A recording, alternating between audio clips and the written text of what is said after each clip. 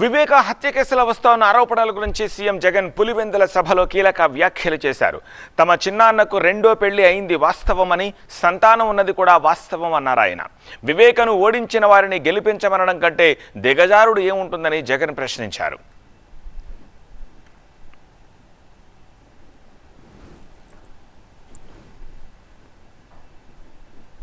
భార్య ఉన్న మాట వాస్తవం అవునా కాదా? ఆ రెండో భార్యతో తనకు సంతానం ఉన్న మాట వాస్తవం అవునా కాదా? అవినాష్ అక్కడికి ఎవరి ఫోన్ చేస్తే వెళ్ళాడు వంటి అనేక ప్రశ్నలు అవినాష్ తన అనేక ఇంటర్వ్యూస్ లో, తన ప్రెస్ కాన్ఫరెన్స్ లో తాను లేవనెత్తిన ప్రశ్నలు సహేతుకమే కదా అని చెప్పి ఎవరైనా అవినాష్ వైపు ఎవరైనా మాట్లాడితే చాలు వెంటనే వారి మీద కూడా అడ్డగోలు ఆరోపణలు చేస్తూ కుట్ర రాజకీయాలు చేస్తా ఉండడం ధర్మమేనా అని చెప్పి ఈ సందర్భంగా ప్రతి ఒక్కరిని కూడా అడుగుతా ఉన్నా. ఆలోచన చేయమని చెప్పి ప్రతి ఒక్కరిని కూడా అడుగుతా ఉన్నా.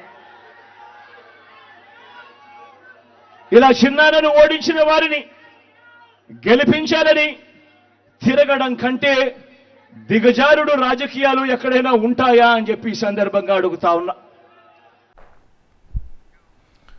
వైఎస్ఆర్ ఎవరితో పోరాటం చేశారో, యుద్ధం చేశారో వారితో చేతులు కలిపిన వాళ్ళ వైఎస్ఆర్ వారసులు అని ప్రశ్నించారు సీఎం జగన్.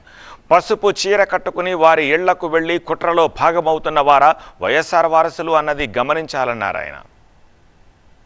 వైఎస్ఆర్ను ప్రతి గ్రామంలో అభిమానించే ప్రతి అభిమాని, వైఎస్ఆర్ను ప్రతి గ్రామంలోనూ అభిమానించే ప్రతి కార్యకర్త ఎవరితో యుద్ధం చేశారు అని చెప్పి ఆలోచన చేయమని కోరుతా ఉన్నా.